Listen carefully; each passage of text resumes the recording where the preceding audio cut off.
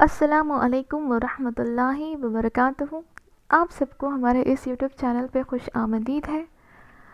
तो इससे पहले हम लोग पार्ट 1 टीएस ईवीएस के अंदर 4 लेसन कंप्लीट किए थे, जिसके अंदर हम लोग फैमिली के बारे में पढ़े थे और खेल के बारे में पढ़े थे और साथ ही साथ पौधे किस तरह से होते हैं, पौधे कौन से हैं, तो इसके बारे में हम लोग डिस्कस किए थे। और साथ में पेशे कौन कौन से होते हैं, इन पेशों का हम एहतराम करना चाहिए, ये पूरा हम लोग प्रीवियस में पार्ट 1 में पढ़े थे। एक बात याद रखिए आप सब, तो जितना भी हम लोग फॉर एग्ज़ाम्पल 3rd क्लास ख़त्म करते ही हम लोग क्वेश्चन एंड आंसर्स, यानी कि आपको क्वेश्चन एंड आंसर्स भी आगे एक वीडियो होगा जो 3rd क्लास पूरा देखने के बाद वीडियो या अपने टेक्स्ट बुक में आप पढ़ने के बाद उस क्वेश्चंस को आराम से कर सकते हैं आप। हम लोग प्रैक्टिस करेंगे, नेक्स्ट 3rd क्लास ख़त्म होते ही हम बिट्स भी इंशाल्लाह प्रैक्टिस करेंगे 3rd के। तो आपको चाहे कि आपको जितने भी एस्पिरेंट्स मालूम है, आपके फ्रेंड्स हो सकते हैं, जितने भी आपको ग्रुप्स मालूम है, तो उसके अंदर शेयर करें, क्योंकि उन तक ये मवाद पहुँचे। क्यों बोले तो टेट इंशाल्लाह रखने वाला है बोल के सुनने में आया, और मैं भी टेट में ही नहीं बल्कि टीआरटी में भी इसका इस्तेमाल होता है, यूज़ होता है। तो आपको जितने भी ग्रुप्स मालूम है या फ्रेंड्स मालूम है, तो उनमें आप शेयर करें। जज़ाकल्लाह आपका। तो आज की हम क्लास स्टार्ट करेंगे। तो हमारा लेसन जो प्रीवियस में हम 5th लेसन भी पढ़े थे, लेकिन थोड़ा बहुत बीच में गैप आ गया, यानी कि मैं इसको एंड नहीं करी, तो फिर से हम इसको स्टार्ट करेंगे। ईच एंड एवरी मैटर को समझेंगे, इसके अंदर जो इम्पोर्टेंट है उसको भी लेंगे। ओके, हमारे अतराफ़ व अकनाफ पाए जाने वाले पौधे। इससे पहले हम जानवर के बारे में पढ़े थे। ओके, मैं क्या समझी, पौधे के बारे में पढ़े बल्कि समझी, हाँ नो प्रॉब्लम। इससे पहले हम जानवरों के बारे में पढ़े थे, कौन कौन से जानवर कहाँ कहाँ रहते बोल के। तो इसके बाद देखो हम लोग अब पौधों के बारे में पढ़ेंगे इसके अंदर। तो पौधे कितने अक़साम के होंगे आपको आइडिया है, तो आप कौन से पौधे देखे होंगे आपके गार्डन के अंदर, यानी कि आपके घर के पास गार्डन है आपका, तो उसमें आप बहुत सारे किस्म के पौधे देखे होंगे। तो इसमें एक इम्पॉर्टेंट बात क्या है बोले तो, घर के बाहर ऊंचा लंबा ताड़ का दरख्त देखकर आखिला ने कहा, ओहो ये कितना ऊंचा दरख्त है। तो यहाँ पे ताड़ का दरख्त क्या हो गया, ऊंचा, बल्कि हम लोग को एक आइडिया आ गया। ओके, मतलब छोटे बच्चे रहते ना, उनको ऊंचा कौन सा, 3rd क्लास वाले बच्चों के लिए मतलब ऊंचा कौन सा, कम हाइट कौन सा है, नहीं मालूम होता, तो इसके लिए यहाँ पे डिटेल से उनके बारे में दिया है, उनको समझ में आने के लिए। तो देखो, बरगद, इमली, नीम जैसे दरख्त बहुत सारे टहनियों के साथ बड़े दरख्त होते हैं। मतलब वो कौन से दरख्त हैं जो बहुत सारे टहनियों के साथ बड़े दरख्त होते बोले तो आपको बरगद, इमली, नीम और थोड़े बहुत दरख्त हैं जिसके ब्रांचेस या टहनियाँ रहते। ये छाँव भी देते हैं, मालूम है आपको, इसीलिए उन्हें सड़क के किनारे उगाया जाता है। तो ये सड़क के किनारे छाँव देते ना, इसके लिए क्या करते बोले तो इनको आके सड़कों के किनारे उगाते। आपको ऐसा भी क्वेश्चन पूछ सकता कि सड़कों के किनारे उगाए जाने वाले दरख्त कौन से हैं, पूछता। स्पेसिफिकली टेक्स्ट बुक के अंदर आपको बरगद, इमली, नीम बोल के दिया है, तो ये 3 नेम्स को आप कंपलसरी से याद रखना पड़ता। उसके बाद देखो, उसके साथ साथ हम उसके पत्ते को यूज़ करते, फूल यूज़ करते, फल यूज़ करते। देखो यहाँ पे एक बात, खुदा की कुदरत देखो, दरख्त एक, लेकिन हम उसके पत्ते इस्तेमाल करते, उसका फूल इस्तेमाल करते, उसका जो छाल उसका भी इस्तेमाल करते। अगर वो मुरझा गया तो उसे हम लोग लकड़ी में इस्तेमाल करते, और राख हो गया तो वो राख को भी हम लोग बर्तन धोने के लिए इसका इस्तेमाल करते। तो अल्लाह ताला हमारे लिए जो पैदा कराया है, दरख्त हो, जानवर हो, उसको हम एक कोई सी भी चीज़ भी नहीं छूटे जैसा उसका हम लोग इस्तेमाल कर ले रहे हैं। लेकिन हमारे लिए इतनी मखलूक को, मतलब ये दरख्त हमारे लिए कितना यूज़फुल होता है बोले तो हम भी दूसरों के लिए कितने यूज़फुल होना। हमारे पास कुछ मवाद है, तो हम लोग एज ए टीचर हो, एक तालिब इल्म हो, तो जितना भी आपको मालूम है उतना आप दूसरों को बोलने की कोशिश करना। जब आप दूसरों को बोलने की कोशिश करते तो अल्लाह ताला आपकी तालीम में और भी ज़्यादा इजाफा करते। तो इंसान के लिए अल्लाह ताला इतने सारे हमारे लिए रखा है, तो हम कितने कितने और ज़्यादातर हम लोग कर सकते हैं, टैलेंटेड बन सकते हैं। हर एक फील्ड में हम दूसरों को अप्रिशिएट करने से लेकर हम लोग उनको एक अच्छी ज़िंदगी देने तक भी हम लोग उनको सपोर्ट कर सकते हैं। खुद हमारी लाइफ के बारे में नहीं सोचना, बल्कि हम लोग सबके बारे में सोचना पड़ता कि किन किन को हमारी ज़रूरत है। तो मैं हूँ, आपको कुछ ना कुछ बोलने की कोशिश कर रहा हूँ, तो आप भी अपने फ्रेंड्स से बात करना हो या कुछ ऐसे डिस्कशन करना हो तो आराम से आप डिस्कशन कर सकते हैं। तो ऐसा अल्लाह ताला हमारे लिए इतने सारे बनाए, तो हम लोगों को भी चाहिए कि अशरफुल मखलूक़ात ऐसे हों जो दूसरों के काम आए। ओके। इन दरख्तों से हमें लकड़ी भी हासिल होती है, मालूम है आपको। ताड़ का दरख्त बहुत लंबा होता है, ये तो हम लोग इससे पहले पढ़े। और इन पत्तों से हमें झोंपड़ियों की छत बनाई जाती हैं। तो आपको क्वेश्चन पूछ सकता कि कौन से दरख्त के पत्ते चौड़े होते हैं जिससे झोंपड़ियों की छत बनाई जाती है, बोले तो ताड़ का दरख्त बहुत लंबा होता है जिससे हम लोग झोंपड़ियाँ बनाई जाती हैं।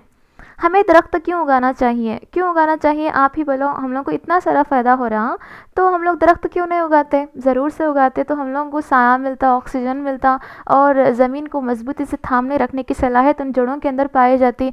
हम लोग दरख्तों को बारिश के लिए भी हम लोग दरख्तों को ये करते हैं, और ज़्यादातर ऑक्सीजन के लिए करते हैं और छाँव के लिए करते हैं। बहुत सारे यूज़ेस हैं दरख्त उगाने के। तो आप यहाँ पे देख सकते हैं नीम और नारियल का दरख्त। अब उसके बाद देखें, आइए हम पौधे उगाएं। तो दरख्तों से हमें क्या ठंडी हवा हासिल होती है, हरे भरे पत्ते, रंगीन फूल देखने में बहुत ज़्यादा खुशनुमा नज़र आते हैं और दिल बहुत हल्का हो जाता है जब हम ग्रीनरी देखते।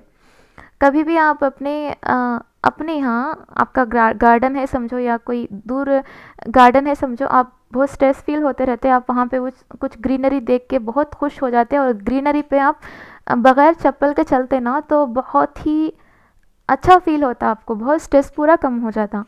ये एक टिप्स बोल सकते हैं आप आपके स्ट्रेस को कम करने का।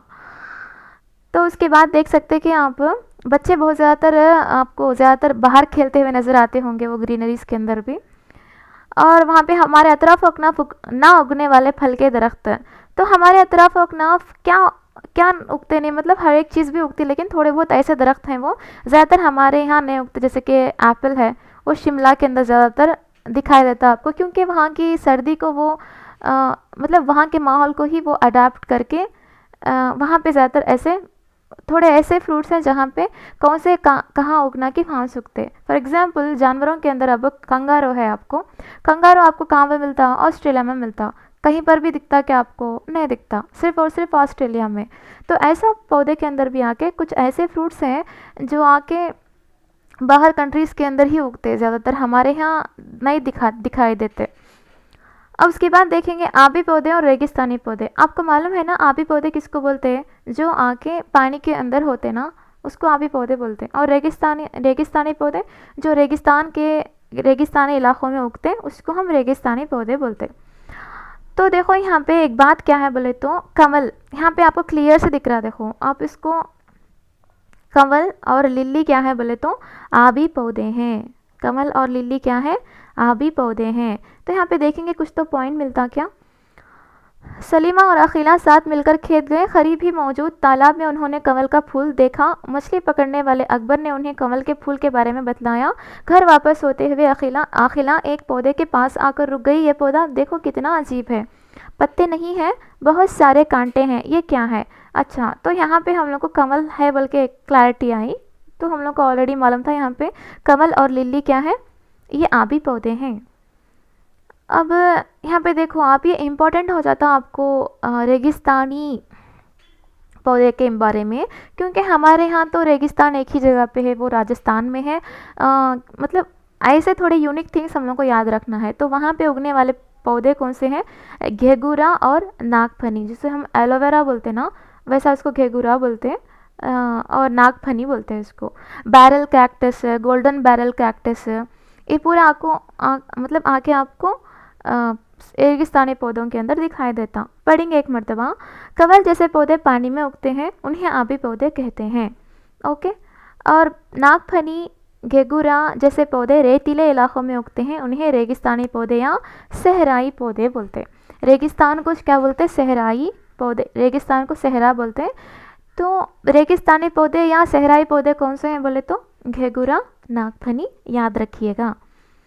अब इसके अंदर हम लोग क्या क्या पढ़े थे, कलीदी अल्फाज, दरख्तों से होने वाले फ़वाइद, ये पूरे आके आपको रिवीजन करने के लिए यूज़ होते। ओके, अब यहाँ पे हमने क्या सीखा बोल के थोड़े बहुत है इम्पॉर्टेंट, वो हम लोग ऑलरेडी पढ़ लिए ना, तो यहाँ पे इतना ज़्यादातर देखो, यहाँ पे एक पॉइंट है देखो जो हम लोग प्रीवियस में पढ़े थे। रेगिस्तानी इलाकों में चप्पल, सेंड, नागफनी, घेगुरा जैसे पौधे उगते हैं जिन्हें रेगिस्तानी पौधे कहते हैं। ओके, यहाँ पे एक एक्स्ट्रा पॉइंट है, तो चप्पल, सेंड बोल के है, नागफनी है, घेगुरा है, तो एक प्लांट का नाम ऐड हो गया देखो। उसके बाद हम लोग देखेंगे नेक्स्ट लेसन, जो पत्तों से रिश्ता, यानी कि हम लोग अब पौधे के बारे में बात कर लिए, थोड़ा बहुत हम पत्तों के बारे में भी बात कर लेंगे। तो उनसे रिश्ता क्या है, पत्तों से रिश्ता, तो इसमें इम्पॉर्टेंट पॉइंट देखिए। अब हर एक किस्म के पत्ते एक ही तरह के रहते क्या, थोड़े मुलायम रहते, थोड़े आके आरी शक्ल के रहते, थोड़े खुरदरे रहते, थोड़े नोकीले रहते और थोड़े गोल रहते। तो ऐसा अलग अलग रहते हैं। आप कौन से गोल हैं, कौन से खुरदरे हैं, वो आप लिखिए। इसमें इतना ज़्यादा पॉइंट्स नहीं है, लेकिन यहाँ पे एक पॉइंट हमेशा याद रखें आप, क्रोटान। यहाँ पे देखो, यूसुफ के मकान में मुख्तलिफ़ किस्म के क्रोटान के पौधे मौजूद हैं, वो मुख्तलिफ़ रंगों में हैं। मतलब एक ऐसा पौधा जिसके अंदर मुख्तलिफ रंग पाए जाते हैं, उसको, वो पौधे को हम लोग क्या बोलते हैं, क्रोटान का पौधा बोलते हैं। क्या पौधा बोलते हैं, क्रोटान का पौधा। याद रखिए, ऐसा पौधा जिसके अंदर मुख्तलिफ रंग पाए जाते हैं, या उसके पत्ते हो सकते बहुत मुख्तलिफ रंग के होते हैं, तो उसको पौधे को हम लोग क्या बोलते हैं, क्रोटान। राजू जो यूसुफ के मकान पर आया हुआ है, रंग बिरंगे पत्तों को देखकर ताज्जुब का इजहार करता है। तो वो रंग बिरंग रहते ना। राजू ने आम के पत्तों को देखा, इसने देखा कि नौखिस पत्ते हल्के सुर्ख रंग के हैं। तो याद रखिए आप, जब आम का पत्ता निकलता देखो, जब कैसा रहता बोलो, हल्के और सुर्ख रंग के होते, बहुत हल्के, यानी कि बहुत हल्के, मतलब हल्के बताओ को समझ में आ गया होगा ना। हल्के सुर्ख रंग के आम के पत्ते कौन से मतलब क्या बोल सकते हैं इसको, कौन से पत्ते, यानी कि कौन से वक्त में आके हल्के सुर्ख रंग होते बोले तो नौखीस पत्ते। आम के नौखीस पत्ते कैसे होते बोले तो आपको हल्के सुर्ख रंग के होते। अगर आम का पत्ता पख्ता हो जाता तो सब्ज रंग हो जाता, आपको मालूम ना उसके बारे में, सब्ज रंग का रहता। और झड़ते वक्त कैसा रहता बोले तो जर्द हो जाता। ये आगे बहुत ही इम्पॉर्टेंट है। एक बात याद रखें, यहाँ पे पैराग्राफ में क्या इंपॉर्टेंट पॉइंट्स दिखे आपको, मुख्तलिफ रंगों में पौधे का पाया जाना, यानी वो कौन सा पौधा है जो मुख्तलिफ रंग होते हैं बोले तो क्रोटान है। आम का पत्ता जो नौखीस पत्ते निकलते ना, जब इसका कलर या रंग क्या होता बोले तो हल्के सुर्ख रंग का होता। और पख्ता पत्ता का रंग कैसा होता बोले तो सब्ज रंग होता। जब पत्ता झड़ने वाला रहता आम का पत्ता, तो उसका कलर कौन सा आ जाता, जर्द कलर में आ जाता, यानी कि येलो कलर में आ जाता। ये इम्पॉर्टेंट है। उसके बाद देखो, यहाँ पे देखो एक बात, क्या आप जानते हैं बादाम के पत्ते कई रंग के होते हैं। तो यहाँ पे देखो, बादाम का पत्ता बहुत सारे रंग के होते। आपके अतराफ अगनाफ अगर बादाम का दरख्त है तो आप देख सकते हैं, आप यहाँ पर भी देख सकते हो, देखो कितने कलर्स हैं देखो इसमें। तो ये इम्पॉर्टेंट हो जाता आपका। उसके बाद देखो आप, ये पूरे छोटे बच्चों के लिए हैं, ये पूरे आप अल्हम्दुलिल्लाह कर सकते हैं। आप टीचर हैं, एज ए टीचर तो आप अल्हम्दुलिल्लाह उसको कर सकते हैं। तो यहाँ पे देखें, इसने झड़ते हुए देखा पत्तों को लिए, ओके ओके। तो यहाँ पे पत्ते जो झड़ते रहते ना, तो वो झड़ते हुए पत्तों को आप किस तरह से खाद के तौर पे इस्तेमाल कर सकते बोल के हैं। तो यहाँ पे देखिए आप, क्या आप जानते हैं झड़े हुए पत्तों व कचरे को जलाने से उठने वाले धुएं से सेहत को नुकसान होता है, इसीलिए कचरे को कंपोस्ट घड़े में डालना चाहिए, जलाना नहीं चाहिए। तो ये कंपोस्ट घड़ा इन क्या बोल रहा बोले तो जो भी हम पत्ते झड़ते ना, उसको झाड़ के हम लोग क्या कर देते हैं, जला डालते थोड़े बहुत। ऐसा नहीं करना, यहाँ के हवाई आलूदगी होती। तो इसके लिए क्या करना बोले तो कंपोस्ट गढ़ा करने का बनाना। हाँ, ये कंपोस्ट गढ़ा कैसा बनाते बोले तो यहाँ पे एक लड़का देखो एक गढ़ा तैयार करता है। उसमें क्या करता है, जितने भी पत्ते झड़के हैं वो पत्तों की इसमें डालता है, और साथ में क्या करता बोले तो इसके ऊपर पानी छिड़कता रहता। पानी छिड़कता था, फिर क्या करता, फिर पत्ते को डालता था, रोज झाड़ता रहता, पत्ते को डालता रहता। अब पत्ता और पानी मिला तो क्या हो जाता बोलो, पूरा सड़जा को गल जाता। वो पूरा सड़जा को गल गया तो क्या होता बोले तो खाद बन जाता। क्या हो जाता, खाद बन जाता। तो उस हम लोग कंपोस्ट गड्ढे का इस्तेमाल करते हैं, वो पत्तों को हम खाद बना के पौधों को डाल सकते हैं। ऐसा है, तो जलाना नहीं है बल्कि कंपोस्ट गड्ढे में डाल के खाद बनाना है। पत्ते बतौर ग़िज़ा, आपको मालूम है तो हमारे बावर्ची खाने के अंदर हम लोग जब सालन बनाते तो उसके अंदर हम सालन में करिया पात कोथिमीर डालते, खुशबू के लिए डालते। मतलब खुशबू के लिए हम कौन से पत्ते का इस्तेमाल करते बोले तो करिया पात कोथिमीर। ओके, खुशबू देने वाले पत्तों के नाम बोलिए, लिखिए, ये आपको भी मालूम होगा और कौन से होते बोल के आपको आइडिया होगा। तो देखो यहाँ पे उसके साथ साथ हम खुशबूदार पत्तों को शामिल करने से ग़िज़ा में खुशबू के साथ साथ जायका भी होता है, इजाफा होता है। पत्ते वाली तरकारियाँ सेहत के लिए बहुत अच्छी होती हैं क्योंकि इनमें हयातीन पाई जाती हैं। याद रखो, पत्ते वाली तरकारियों के अंदर क्या मिलता आपको, हयातीन पाए जाते। तो मुख्तलिफ़ किस्म के पत्ते वाली तरकारियों को पका कर खाते हैं। तरकारियों को पकाने से कबल अच्छी तरह धोना चाहिए और नमक में क्या करना, उसको धो के बाद में कट करना। कट करे बाद नहीं धोना, जिसके अंदर बहुत सारे हयाती क्या बोलते हैं उसको, हयाती नते वो आके तलफ हो जाते। इसके लिए काट के धोना नहीं है, पहले मतलब धोने से पहले क्या, काटने से पहले धो लेना है। तो इन पत्तों के नाम बताइए, हम उन्हें कैसा इस्तेमाल करते हैं, वो कौन से पकवान हैं जिनमें इन पत्तों का इस्तेमाल होता है। ये बखूबी आपको मालूम है कौन कौन सा है भाई, कोथिमीर है, करेपात है, पुदीना है, इसको हम मेथी की भाजी बोलते, इसी को हम पालक बोलते, और इसको हम गोंगुरा यानी कि तेलुगु में बोल रहा हूँ मैं, इसको अम्बाड़े की भाजी बोलते हैं। इसको पालक और एक भी बहुत सारे हैं ऐसे इसमें। तो हम लोग ज़्यादातर इन तरकारियों का इस्तेमाल करना हमारे डेली लाइफ के अंदर, जो हम लोग को आयरन मिलता और साथ में साथ हमारे आँखें भी बहुत ज़्यादा शार्प रहते। ओके, और कोथिमीर, पुदीना, नीलगिरी, यूकलिप्टस, इमली, लीमू, नीम, तुलसी की चंद पत्ते इकट्ठा कीजिए, बल्कि यहाँ पे कुछ एक्टिविटी है। अब पत्तों से हम लोग देखो कितने फ़ायदे हैं, देखो पत्तों के हर एक चीज़ से भी हम लोग कितना फ़ायदा उठाते हैं। तो पत्तों से हम लोग क्या करते, सजाते, अपने घर को सजाते ना, जो हिंदूस लोग ज़्यादातर करते, देखो ये सजाने का। आमतौर पर मुस्लिम त्यौहार, शादियों वगैरह के मौके पर घरों को आम, नारियल और मौज वगैरह के पत्तों से सजाते हैं। तो इसमें इम्पॉर्टेंट याद रखने की चीज़ क्या है बोले तो, जो भी मुस्लिम त्यौहार हो सकते हैं, शादियों के त्यौहार हो सकते हैं, तो आके वहाँ पे आम, नारियल और मौस के पत्ते से क्या करते बताओ, घर को सजाते। ओके, सामने डालते ना, मुस्लिम की शादियों के वक्त क्या बोलते हैं उसको, याद नहीं आ रहा। तो आम, नारियल और मौस क्या करते, घर के सामने आके सजाने के लिए इस्तेमाल करते। और यहाँ पे मेहंदी भी देखो, ये भी एक पत्ता है। मेहंदी लगाइए, स्कूल के तमाम बच्चों को मेहंदी का डिज़ाइन बता रही थी, तमाम बच्चे इसकी तारीफ़ करने लगे। ओके, तो मेहंदी भी क्या है, एक पत्ता ही है। पत्तों से आजकल हम बच्चों को समझाने के लिए, मतलब जानवरों के शक्ल्स वगैरह को समझाने के लिए हम लोग पत्ते का भी इस्तेमाल कर सकते हैं। देखो यहाँ पे कितने प्यारे प्यारे पत्ते बना के बच्चों को समझाया जा रहा है। ऐसा भी हम पत्तों से, अब पत्तों से खेल भी खेल सकते हैं हम लोग, जैसे कि यहाँ पे देखो ऐसा लगा के ऐसा भी खेल खेल सकते हैं। बल्कि हम यहाँ पे पत्तों के बारे में कुछ मालूम कर लिए। हमने क्या सीख चुके हैं, हम क्या सीख चुके हैं। तो हम लोग क्या सीखे, पत्ते थोड़े गोल रहते, पतले रहते, बड़े रहते, आरी नुमा रहते, कोनेदार रहते, ये पूरा पढ़े। और एक देखो, जो नोखिस पत्ते हल्के लाल होते, पुख्ता पत्ते हरे रंग के होते, झड़ने वाले पत्ते कैसे होते, पीले होते या जर्द होते। और करियापात, कोथिमीर, पालक, माट जैसे जो भी रहते आपको, ये आके सेहतमंद है हमारे लिए। इन तरकारियों को पकाने से कबल अच्छी तरह धो लेना चाहिए। केला, आम जैसे पौधों के पत्तों को सजावट के लिए इस्तेमाल करते हैं। देखो यहाँ पे इम्पॉर्टेंट, देखो केला, आम, ये दो कुछ लिखा है यहाँ पे, पौधों के पत्तों को सजावट के लिए। उससे पहले हम लोग मौज भी पढ़े थे, आम भी पढ़े थे, और साथ में और एक भी पढ़े थे, याद है आपको, कौन सा है बोलो, उससे पहले हम लोग पढ़े थे, याद है आपको, एक मरतबा देख लीजिए। क्यों बोले तो यहाँ पे क्वेश्चन देखो आम, नारियल और मौज के बारे में भी है। ओके, तो इसके लिए थोड़ा बहुत ध्यान से याद रखना पड़ता, इसलिए हम लोग इसको भी नहीं छोड़ना बल्कि ये भी पढ़ना। दरख्तों के झड़े हुए पत्तों को हम लोग क्या करते, जलाने के बजाय कंपोस्ट घड़े में डालकर उन पर मिट्टी डालिए, तो जब क्या होता है तो खाद बनता। ओके, तो यहाँ तक हम लोग पढ़ लिए पूरी तरह से, अल्हम्दुलिल्लाह आपको समझ में आ गया होगा।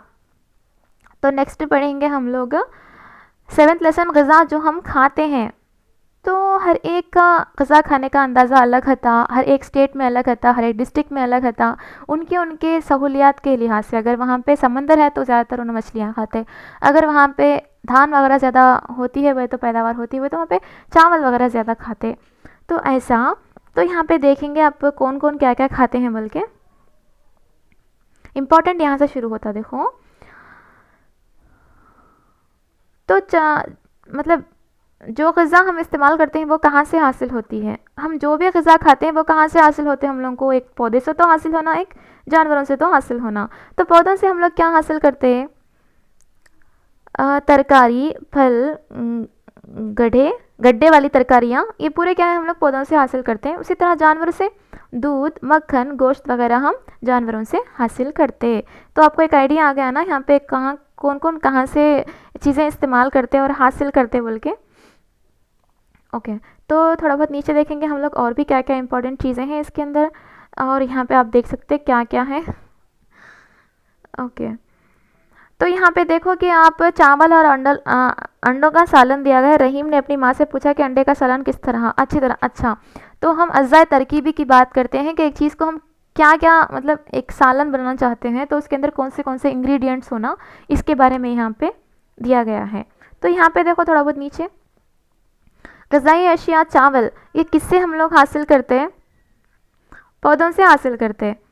और चिकन बिरयानी तो ये आप क्या बोलते हैं इसको, ये बॉक्स फिल करिए, बहुत इजी है ये। ओके, कहाँ कहाँ से आता, जानवरों से आता या दोनों से आता या पौधों से आता। ओके, चिकन बिरयानी आपको कैसा बोलो, वेज भी बना सकते हैं हम लोग, मतलब जानवरों से हम लोग चिकन को लेते समझो, यानी कि मुर्गी को लेते हैं जानवरों के इसमें, और पौधों के इसमें उसमें जो डालते ना इंग्रेडिएंट्स, वो दो में भी क्या होते बोले तो दो से भी हम लोग हासिल करते बोल के। तो आप इजी से इसको फिल कर सकते हैं, आप फिल करने की कोशिश करो। जब आप फिल करते ना जब भी आपको समझ में आ जाता है कि मुझे थोड़ा बहुत तो समझ में आया। ओके, किससे किससे क्या क्या हासिल करें बोल के। हम ग़िज़ा पकाकर क्यों खाते हैं, क्या क्वेश्चन है देखो, हम ग़िज़ा को पकाकर क्यों खाते हैं, क्यों बोलो, हम लोग क्यों खाते बोलो ऐसा। सिंपल से क्या है बोले तो ग़िज़ा पकाने से नरम और मुलायम भी हो जाती, हम लोग को डाइजेशन के लिए बहुत ही हेल्पफुल होता, और ग़िज़ा पकाने से जायका भी ज़्यादा होता। तो ऐसा है ये। और आप देखे होंगे कपबोर्ड के अंदर ये सारी चीज़ें आपको रखी हुई दिखाई होंगी, जो हम दिखी हुई ग़िज़ाई अशिया, खाई हुई दिखाई अशिया, और आपके पसंदीदा अशिया यहाँ पे लिखो बोल के बोल रहा। तो पकाकर खाई जाने वाली अशिया कौन सी है, बग़ैर पकाए कौन सी है, पकाई हुई या बग़ैर पकाई हुई। तो यहाँ पे हम नेक्स्ट देखेंगे हम लोग क्या पढ़ेंगे इसके अंदर। देखो, चंद ग़िज़ाई अशिया हमें पकाकर खाते, थोड़े क्या क्या करते ऐसे खा लेते। यहाँ पे क्लियर से लिख के है, देखो, पकाकर खाने की वजह से ग़िज़ा जायकेदार होती है। आपको एक पॉइंट मिल गया, आसानी से हज़म होती है। दूसरा पॉइंट मिल गया, बग़ैर पकाए खाने से चंद चीज़ें हज़म नहीं होती। तो ऐसा हम पका के खाने से क्या होता बोले तो आसानी से हज़म भी होता और जायकादार भी होता। इसलिए ग़िज़ा अशिया को पकाकर खाना चाहिए, मगर बहुत ज़्यादा ना पकाएं, इतना भी ज़्यादा ना पकाना बल्कि पकाना। Okay, limit. बहुत ज़्यादा पकाने से इसमें मौजूद मख्फियात तलफ़ हो जाते हैं। मुत्ताशब, जैसे कि हम लोग 100 डिग्री सेंटीग्रेड पे पानी गर्म किए तो अभी बखारत हो जाते ना, वैसा जितना करना है उतना करे समझो, पानी वहाँ से रहता अभी बखारत में नहीं बदलता। उसी तरह से खाना भी कितना पकाना उतना पकाए समझो, उसके अंदर जो मख्फियात हैं उसी के अंदर रहते हैं। अगर ज़्यादा पका दिए समझो मख्फियात क्या हो जाते, तलफ़ हो जाते। तो पकवान के लिए कौन से बर्तन इस्तेमाल किए जाते हैं ये आपको बखूबी मालूम है, इसमें ज़्यादातर हम लोग घुसने की ज़रूरत नहीं है, सिंपल से। तो पकवान के बर्तन का नाम इसके लिए क्या इस्तेमाल करते हैं वो आपको मालूम ही है। यहाँ पे राइस कुकर है और बहुत सारे हैं, ये किस किस के लिए इस्तेमाल करते हैं आपको बखूबी मालूम है इसके बारे में। क्या सब एक जैसा पकाते हैं, एक जैसा तो कोई भी नहीं पकाते हैं।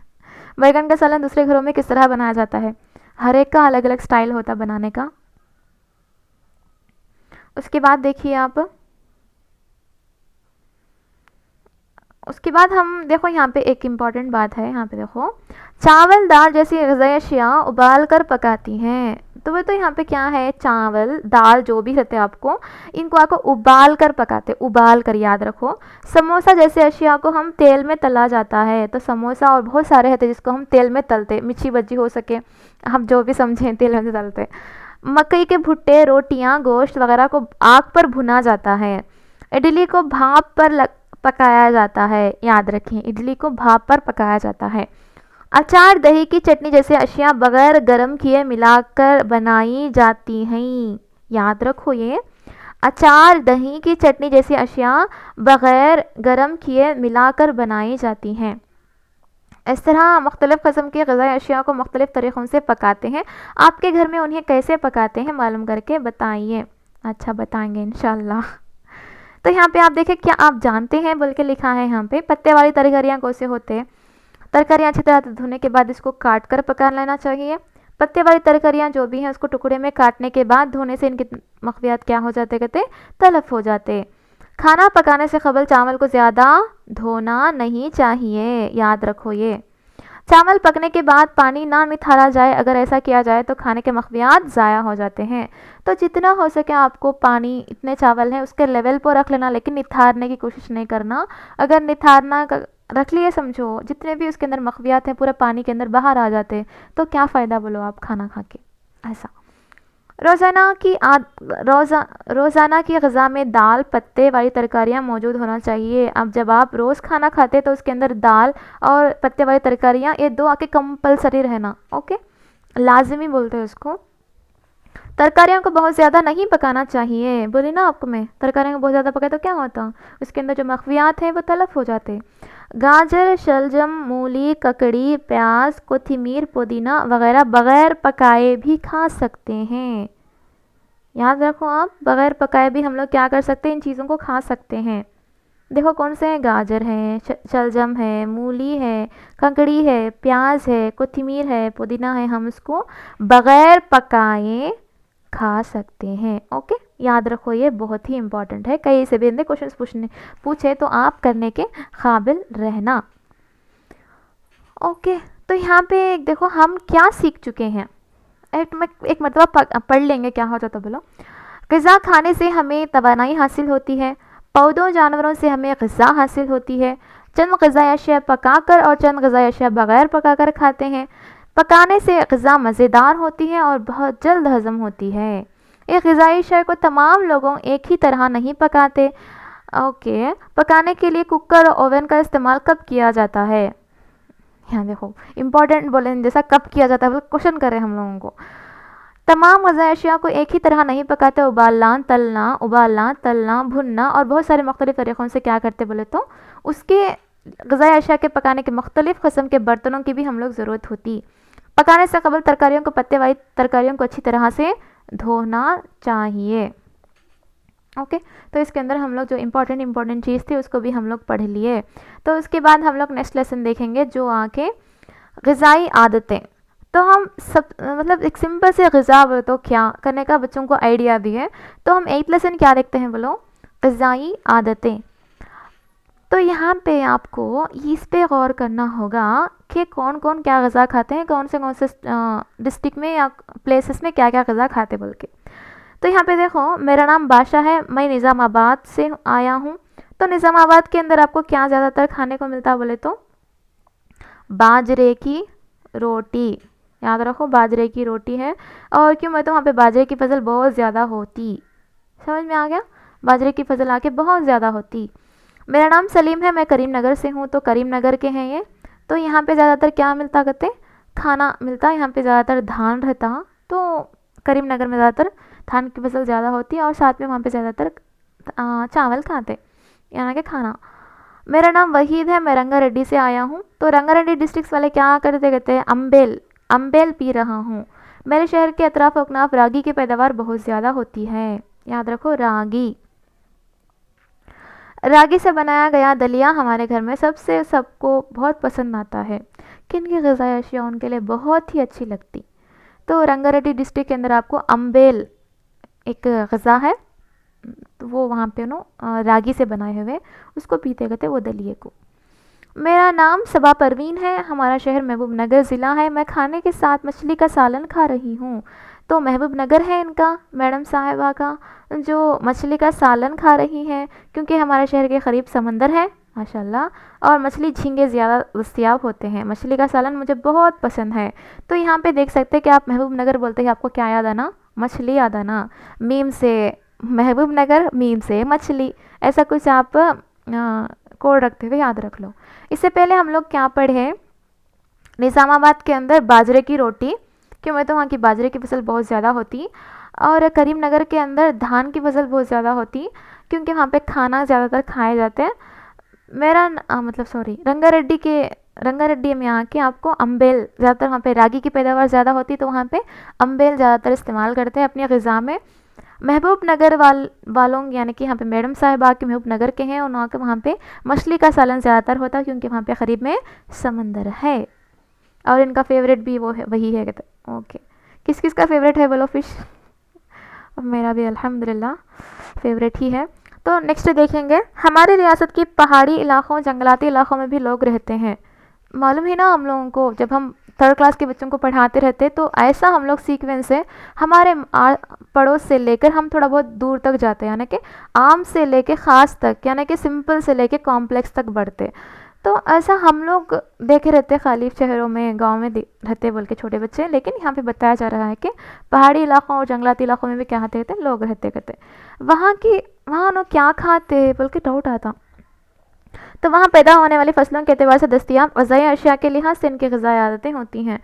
तो उनको जो फैसिलिटीज़ जो उनको वहाँ पे मिलते हैं उसी तरह से उन्हें वो ग़िज़ा का इस्तेमाल करते हैं। तो जंगलात के अंदर स्पेसिफ़िकली उन्हें ज़्यादातर बसले की या जड़ें हो, या जड़ों के अंदर जो बसले होते हैं ना, उन चीज़ों को ज़्यादा इस्तेमाल करते हैं, फलों को ज़्यादातर इस्तेमाल करते हैं। उनको जितना भी बाज़ में दस्तियाब होता उसी का वो ग़िज़ा के तौर पर इस्तेमाल करते। रियासत राजस्थान में जवार की फसल ज़्यादा होती है। कहाँ पे? रियासत राजस्थान में जवार की फसल बहुत ज़्यादा होती है, इसके लिए वहाँ पे जवार की रोटी ज़्यादा खाते हैं। उसी तरह दिल्ली, गुजरात, मध्य प्रदेश, बिहार जैसी रियासतों में आकर गेहूं की रोटी, पूरियाँ ज़्यादा खाते हैं। गेहूं की रोटी आके आपको चार स्टेट्स में, दिल्ली, गुजरात, मध्य प्रदेश, बिहार, गेहूं की रोटी के साथ साथ पूरियाँ भी खाते थे वहाँ पे। जनूबी रियासतों में यानी कि साउथर्न नीचे के इलाकों में आके तमिलनाडु, कर्नाटक, आंध्रा, तेलंगाना और केरला के अंदर चावल ज़्यादा खाते हैं। क्यों बोलो तो ज़्यादातर चावल आके आपको साउथ में आपको बहुत ज़्यादा उगता, क्यों बोले तो बॉर्डर एरिया पूरा आके क्या है, समंदर है। खलीज बंगाल एक तरफ मशरक़ की तरफ, एक तरफ बहर अरब, नीचे बहर हिंद है, तो यहाँ पे पानी बहुत ज़्यादा मिलता, तो यहाँ पे ज़्यादातर क्या होता चावल भी खाते, चावल की पैदावार भी बहुत ज़्यादा होती। तो याद रखिए आप, राजस्थान में जवार और दिल्ली, गुजरात, मध्य प्रदेश, बिहार के अंदर गेहूं की रोटी और पूरियाँ का। जनूबी रियासतों के अंदर आपको जितने भी नीचे के स्टेट्स आते देखो, तमिलनाडु हो सकता, कर्नाटका, आंध्र प्रदेश के ऊपर तेलंगाना के थोड़ा तमिलनाडु के नीचे थोड़ा बहुत नीचे एक तरफ केरला। तो ये पूरे यहाँ पे क्या करते, चावल ज़्यादा खाते। अब साइड डिश क्या हो सकती है, फिश को लेते होता है केरला के अंदर। और केरला के बारे में मुझे एक बात याद आई, करंट अफेयर्स, जो केरला के अंदर सबसे पहले, ये लेटेस्ट न्यूज़ है, ये पूरे ऑल यूनिवर्सिटीज़ के अंदर आके मेंस्ट्रुएशन लीव्स, लड़कियों के लिए ऑल यूनिवर्सिटीज़ के अंदर मेंस्ट्रुएशन लीव्स बोलते हैं। ये वक्त में बच्चों को लीव्स देना बोल के ऑल यूनिवर्सिटीज़ वाले एक चीज़ को आगे रखे हैं, नो इम्प्लीमेंटेशन करने वाले हैं इस चीज़ को। मेंस्ट्रुएशन के वक्त पे बच्चों को यूनिवर्सिटीज़ में नए बुला लेना, मतलब लीव्स देना बोल के। तो ऐसा केरला का सबसे पहले हमारे हिंदुस्तान के अंदर कौन सा स्टेट ऐसी इम्प्लीमेंटेशन किया बोले तो केरला का है। ओके, केरला के एक देहात के अंदर भी ऐसे बहुत सारे करंट अफेयर्स के बिट्स भी हैं जो एक एक को हम लोकेट, मतलब क्या करते रहना, जोड़ के पढ़ते हुए आगे बढ़ते रहना। तो आपको मालूम है ना, केरला के अंदर बहुत ज़्यादा लिटरेसी रेट भी वहाँ पे बहुत ज़्यादा वहीं पर है। तो ऐसे पूरे इनोवेशंस, पूरे उनको थॉट्स पूरे वहाँ पे बहुत अच्छे आते। वो तो वहाँ पे चाहते बल्कि नहीं, वो क्यों मतलब डेवलप्ड है वहाँ पे, हर तरह का डेवलपमेंट है वहाँ पे, तालीम के तहत हो, आयुर्वेदिक के तहत हो। तो उन्होंने ज़्यादातर समझते, मतलब लोगों के नीड्स को ओके, तो केरला के बारे में याद रखें। मेंस्ट्रुएशन लीव्स आके सबसे पहले आके हिंदुस्तान के अंदर ज़्यादातर इम्प्लीमेंटेशन करना, यूनिवर्सिटीज़ के बच्चियों को अंदर अगर ऐसे मेंस्ट्रुएशन लीव्स देना बोल के केरला के अंदर ऑल यूनिवर्सिटीज़ का ये फैसला है। उसके बाद देखिए आप यहाँ पे हाथियों के बारे में, एलिफेंट के बारे में। एलिफेंट के बारे में बोले तो आपको सीटेट के अंदर एक बिट तो कन्फर्म रहता एलिफेंट के बारे में। और ऐसे ही हम लोग को देखो यहाँ पे जानवर और परिंदे मुख्तलिफ़ किस्म के ग़िज़ाई अशिया खाते हैं, बीज, पौधे, गोश्त, शहद, दूध जैसे मुख्तलिफ़ ग़िज़ाएँ लेते हैं। ये तो मालूम है कौन से जानवर क्या क्या खाते बल्कि। उसके बाद देखिए यहाँ पर ईद के मौके पर भी क्या करते हैं, सब लोग बैठ के खाते, जिससे एकजहती और बोलते ना मोहब्बत ज़्यादा बढ़ती बल्कि ऐसा। और यहाँ पे देखो ये पूरा बोलने के बाद आपको क्या बताया जा रहा है बोले तो ज़्यादातर यहाँ पे देखो एक इम्पॉर्टेंट बात है, शेरख्वार बच्चों को दांत नहीं होते, वो चबाकर नहीं खा सकते, इसलिए उन्हें दूध पिलाते हैं। सिंपल से नरम और मुलायम ग़िज़ा देते हैं। एक बात देखो यहाँ पे, किन किन को नरम और मुलायम ग़िज़ा देते बोले तो एक आगे शेरख्वार बच्चों को और ज़ईफ़ हजरात को, जिनके दांत झड़ गए रहते, टूट गए रहते, या उनके दांत नहीं रहते, तो इनको क्या करते, नरम और मुलायम ग़िज़ा देते। इम्पॉर्टेंट बात देखो यहाँ पे एक, उम्र के लिहाज से भी ग़िज़ाई आदतों में फ़र्क होता है। तो देखिए ना आप यहाँ पे उम्र के लिहाज से भी क्या करते हैं, हमारी ग़िज़ाई आदतों में फ़र्क होता। जब हम छोटे थे तो दूध, छोटी छोटी चीज़ें जैसे कि एप्पल जैसा हम लोग स्पून से निकाल के बच्चों को खिलाना, वैसा छोटे जब हम लोग करते, ज़्यादा हार्ड चीज़ें नहीं खाते जिससे हमारे हाजमे को तकलीफ़ ना हो, उनके हाजमे को। अब थोड़ा बहुत बढ़ते बढ़ते हम हर चीज़ें भी खाने लगते हैं, यानी कि जो हलाल है हमारे इस्लाम के अंदर है, गोश्त हो कुछ भी हो, हलाल चीज़ों को खाने लगते। अब जब वक्त ढल जाता रहता तो कितने सारे चीज़ों को हम लोग कम कर देते, हम लोग ज़्यादा ख़ासकर ग़िज़ा के ऊपर ध्यान नहीं दे सा। आप अच्छा सोचो, एक इंसान जब बढ़ता रहता तो अल्लाह ताला उसके अंदर ऐसी ताकत देता कि उन कुछ भी कर सकता। उसके दिमाग एक 20 से लेके एक 30 या 35 या 40 भी समझो आप, 35 ईयर्स के बीच में अल्लाह ताला उसको इतनी ज़्यादा ताकत दिया था कि उन्हें कौन सी भी चीज़ करने के लिए आगे रहता, कि मैं तो कौन सी भी दुनिया में क्या भी अचीव करेंगे उन्हें कर ले सकता। उसके पास उतनी ताकत रहती है, उन्हें कुछ भी करा ये पीरियड के अंदर ही करना। अगर 40 हो गया, 45 हो गया, तो उन आके उतनी ज़्यादातर उसके पास अल्लाह ताला सलाहियत देते, लेकिन उसकी फ़िज़िकली यानी कि उसकी उसका जिस्म उसको सहारा मतलब सपोर्ट नहीं करता। मैं ये मतलब ये चीज़ पे मैं ये बात कहना चाह रहा हूँ कि अल्लाह ताला हम लोगों को अब जो ये ज़िंदगी दी है, फिर हम लोगों को उसके बाद नहीं मिलती है ज़िंदगी। तो जो ज़िंदगी हम लोगों को दी है उसको हम गनीमत समझ के एक एक मिनट, एक एक सेकंड हम लोग उसको वैल्यूबल समझ के हमारे से जो भी हो सके हम लोग दूसरों के लिए करना हो, ख़ुद के लिए पढ़ना हो। अगर हम खुद पढ़ लिए तो हम दूसरों को बहुत ज़्यादा हेल्प कर सकते हैं। अगर हम एक टीचर बन गए काबिल एसातिज़ा इकराम, तो हम बहुत सारे जो नहीं पढ़ने वालों को भी हम लोग टीचर्स बना सकते हैं। यानी कि जो इनकमली बहुत वीक हते, गरीब हते, उनको हम लोग सपोर्ट कर सकते हैं। ऐसा कुछ हम लोग यूट्यूब के ज़रिए से क्लासेस फ्री में बोल सकते हैं, जिससे उनको बहुत ज़्यादातर फ़ायदा हो। तो ऐसा हम लोग को ये वक्त बहुत गनीमत का वक्त है, बहुत गनीमत का, क्योंकि चारों तरफ फ़ितने ही फ़ितने हैं। उस फ़ितनों में भी आके हम लोग ज़िंदगी गुजार रहे हैं, अल्लाह को याद करते, नमाज़ पढ़ते, अच्छाई के रास्ते पर चल रहे हैं बोले तो वो अल्लाह के हमारे ऊपर बहुत ही बड़ा रहम व करम है बोल के। इसके लिए एक वक्त भी गनीमत नहीं माने जैसा, मतलब एक सेकंड भी आप फ्री में नहीं हुए जैसा, कुछ ना कुछ करना, कुछ ना कुछ सोचना। क्यों, मैं तो ये वक्त अगर चले गया समझो, बाद में हम लोग तड़पे तो भी नहीं आता, मतलब एक सेकंड भी हम लोग का चले गया समझो फिर वापस नहीं आता। इसके लिए वक्त को गनीमत समझ के कुछ इस्तेमाल करे सका। हम लोग पैदा हुए हैं तो दूसरों के काम आना बोल के बोलते ना, तो हमारे से कुछ भी दूसरों को होता है, हमारे पास जो सलाहियत है, तो उसके ज़रिए से आप दूसरों को कुछ ना कुछ हेल्प करते रहना। अगर आप टीचर बन गए समझो, आप बहुत सारे लोगों को हेल्प कर सकते हैं। तो उसके लिए आपका गोल क्या रहना बोले तो, मैं जो भी पढ़ता हूँ ये मेरी खुशी के लिए पढ़ता हूँ, और मैं जो भी करना चाहता हूँ फ्यूचर में, अगर मैं एक जॉब हासिल कर लिया तो मैं इन फ्यूचर में मैं बहुत सारे लोगों को जॉब दे सकता हूँ, मैं पढ़ा सकता हूँ बोल के ऐसा गोल रख के आप पढ़ें, तो कभी भी आप बेजार नहीं होते और कभी भी आप बोर फीलिंग नहीं होते, आपकी स्टडी हमेशा जारी रहती। तो ये इस मौके पे ये बात आ गई, मैं बोलना चाह रही थी, बोल दी।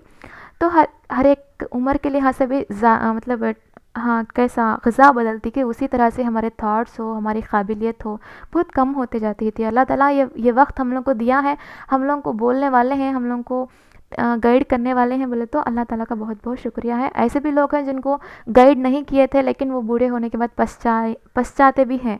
तो उसके लिए हम लोग को अल्लाह ताला इतनी बड़ी दौलत अता की है, बहुत अच्छे-अच्छे टीचर्स हम लोग को दिए हैं। तो उनकी हमें रिस्पेक्ट करना और इस वक़्त को गनीमत समझना। तो हम क्या सीख चुके हैं? तो एक इलाक़े की ग़िज़ाई आदतें वहाँ के दस्तयाब फ़सलें और ग़िज़ाई अशिया पर मुनहसर होते हैं। इम्पॉर्टेंट है, देखो याद रखो ये।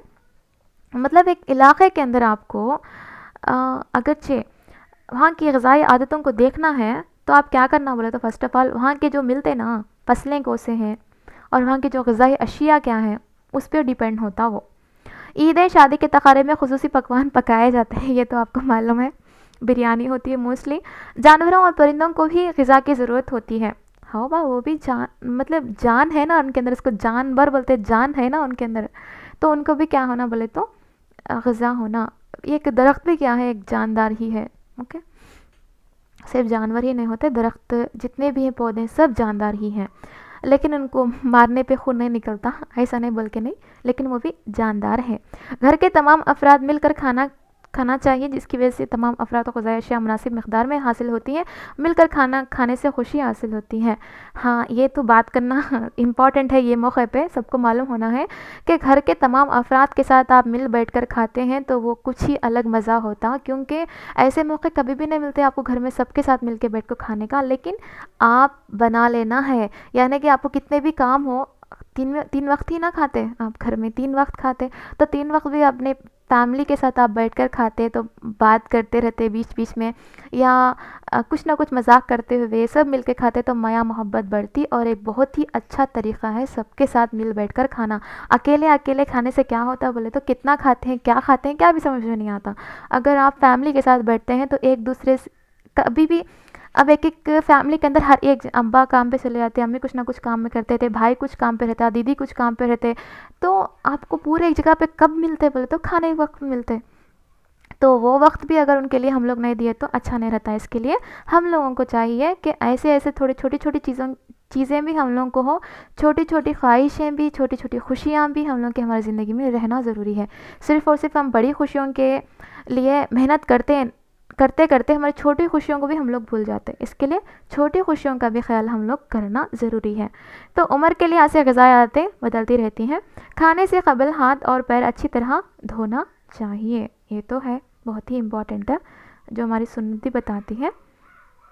तो देखो यहाँ पे हैंड वॉश किस तरह से करना बोल के है यहाँ पे।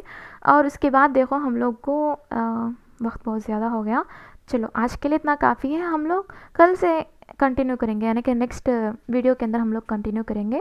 जितने भी आपको मालूम है, आपके फ्रेंड्स हो, ग्रुप्स हो, उसमें इसको शेयर करें बहुत ज़्यादा लोगों को, क्योंकि उनको भी मालूम हो कि कुछ क्लासेस हैं यूट्यूब के अंदर जो टीएस के रिलेटेड चलाए जाते हैं बोल के। जज़ाकल्लाह, आपका बहुत ही मतलब बहुत ही वैल्यूबल टाइम मेरे लिए आप दिए हैं। जज़ाकल्लाह, आपका बहुत बहुत बहुत बहुत शुक्रिया। अस्सलामु अलैकुम वरहमतुल्लाहि वबरकातुहू।